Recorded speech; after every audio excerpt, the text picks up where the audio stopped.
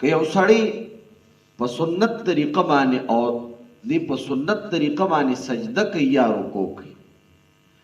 سنت طریقه دا سړو د سجدې دا ده چې دی کله سجده کوي نو په دې سجده کې به ټوله سجده کې تندي او پوزه دواړه لګېدلي وي، بل د خپو د ګوتو یو حصه به خامخا لګېدلي. لس واړه ګوتې خو هر څوک په ځمکه نشي لګولی، د بعضې کس دا ګوتې یو مري، د چا هغه وړي وي، داسې یو ګوته دوې غټې نورې وړي وي، لس واړه نشي لګولی. شرط دا دی چې په سجده کې به د خپو د ګوتو یو حصه په ځمکه لګي.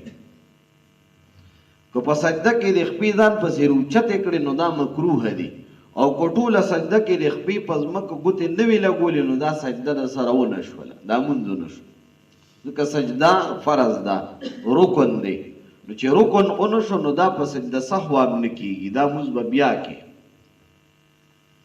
نو د خپو د ګوتو یو حساب په سجده کې په ځمکه لګول دا ضروري دی. یو ګوته دې ستا د یو خپې لګېدلي، یو د بلې خو خامخا یو به لګېدلي. نو سنت طریقه د سجدې دا ده چې دا ګوتې دا به ستا په دې سجده کې په ځمکه لګېدلي، خو داسې به دې راماتې کړي وي، د ګوتو مخ به دې قبلې طرف ته وي، د خپو د ګوتو مخ قبلې طرف ته وي، چې د څومره ممکنه وي. یعنې د لسو واړو ګوتو مخ ته قبلې ته نشي راګرځولی، یا به یو ګوته راځي یا دوه، خو داسې به وي چې راماتې کړي به وي. اوس که قبلې ته برابر دي او که نه، خو چې بس راماتې کړي، دا سنت طریقه. د لاسونو د ګوتو مخ دا به هم قبلې طرف ته،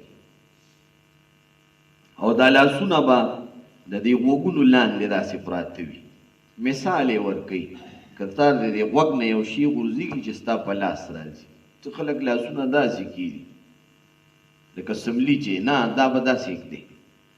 او د سړي دپاره مسله دا ده چې د ده دا څنګلې چې دی دا دونه دا به د ځمکې نه اوچتي. که افتراش ثعلب ورته فقها وایي، سجده به داسې نه کوي لکه ګیدړ او سپی چې ناست دي. ګیدړ او سپی چې ناست دي نو ده دا څنګلې په دې ځمکه لګولي، نو بعضې سړی داسې سجده کوي، دا مکروه ده، خلاف سنت ده. په سجده کې به مرده لاسونه چې دي دا به په دې ځمکه پراته وي، او دا څنګلې به د ځمکې نه اوچتې، لکه سپي شان به داسې نه لګي په ځمکه باندې. نو دا سنت ده. بل دا سنت ده، سجدې سنت طریقه دا ده چې مټې به د ترخونو نه بیلې وي د سړي.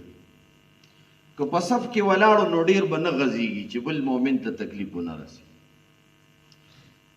خو کم از کم دا مټې چې دی دا به د دې ترخونو نه بیلې وي، او پتنان به د خېټې نه بیل وي. دا سنت سجده ده.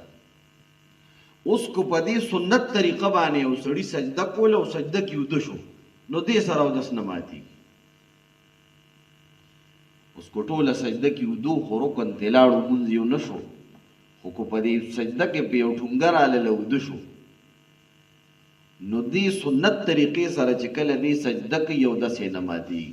ځکه د سنت طریقې کې فایده دا ده چې د انسان د مفاصلو د پټو څه سوال نه راځي. نو که په سنت طریقه په دغه طریقه چا سجده کوله او سجده کې خوب پرې راغی ویده شو نو دې سره به اودس نه ماتېږي.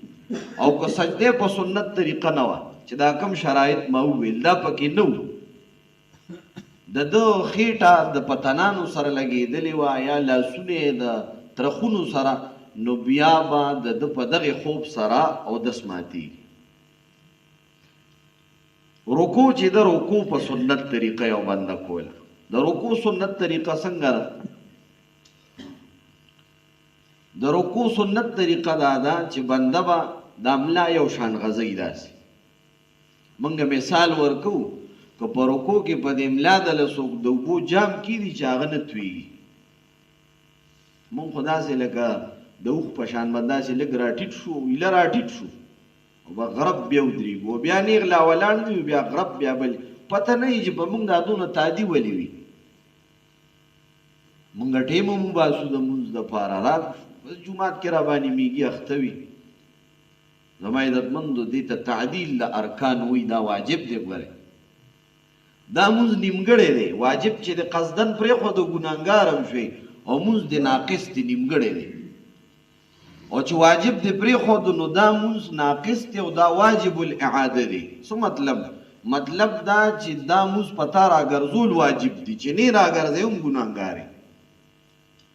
دا به په وخت کې دننه راګرځې، لکه د ماسخوتن مونځ کې چا واجب دی پاتې شو، که په هیره پاتې شو خو سجده سهو به وکړي، که قصدن یې پرېښود نو دا مونځ ناقص دی.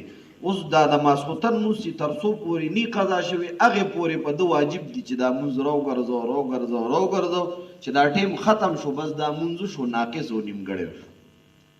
نو چې صرف یو مونځ پاتې دی، جهاد نشته دی، د مؤمن سره خیرخواهي نشته دی، ستر پرده نشته دی، فریض نشته دی، یو مونځ دی هغه هم ناقص لاړو، نو بس پاتې شو. نو دا تعدیل د ارکانو ضروري دی. مونځ به په اطمینان سره کوو او بیا د جمع پابندي ډېره پکار ده. جمع دا مونځ بیا د عام مونځ نه لږ په اعتدال سره وي، نو زه بنده مونځ لږ په قلار وکړي، ځان له خو بس سم لکه عشر چې وي بس یو غرب ولا خلک ورکړي. نو رکوع کې به بنده د املا داسې غځوي، مثال ورکوي چې په د املا ولا جام کې د اوبو یا پیاله چا نه تویږي. اوس کو چاته تکلیف یا بیمار دی نو خیر دی، د دونه نه غځي، دا د صحتمند سړي دپاره. او دا دواړه پنډۍ نه دي، دا به د څه خلکو دا پنډۍ داسې کړي، دا مخې ته یې روغ کې وي داسې، دا غلطه طریقه، دا به داسې نیغې، دا پنډۍ د خپې به داسې لچې وي، داسې به سیده وي، او دا پنډۍ به په دې لاسونو کلکې رانیسي.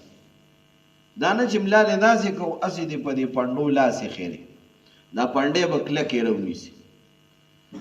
او د خپو ګوتو ته به په رکوع کې ګوري، او سر چې دی دا به نه لږ د اوښ په شانتې د ملا نه اوچت وي، چې داسې د سر اوچت کړي وي او ملا واره ده، او نه به یې لاندې غورځوي، دا به د ملا سره یو شان وي، داسې سټ او سر دا به د ملا سره یو شان وي. خو بیا به زه د ویم چې صحتمند سړی، که یو سړی بیمار دی، ملا کې تکلیف دی، خپو کې تکلیف دی، هغه دپاره نه، دا سنت طریقه د رکوع ده. اوس په سنت طریقه یو سړي رکوع کوله او دی پکې وده شو، نو دی خوب سره هم د ده اودس نه ماتي. خو که نه دا رکوع داسې وه چې د سنت خلاف و، بیا به ورسره اودس ماتي.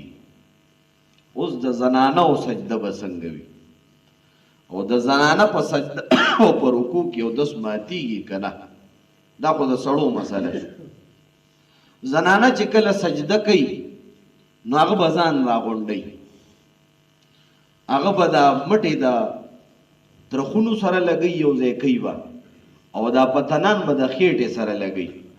هغه چې سجده کې سان څونه راټول کړي، ځکه هغه د ستر او د پردې شی دی زنانه، نو د هغې په هغې کې ثواب ډېر دی. سړی به ځان پولاوي، او رکوع چې کوي نو هم به د سړي په شان رکوع نه کوي چې د سړي په شان د املام نیغه کي او داسې نه، هغه به ځان راغونډوي.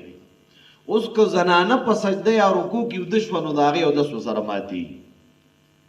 که د هغې سجده او رکوع هغه که په سنت طریقه م وه چې د هغې دپاره سنت طریقه دغه ده، نو د زنانه اودس ورسره ماتېږي، ځکه د هغې په سجده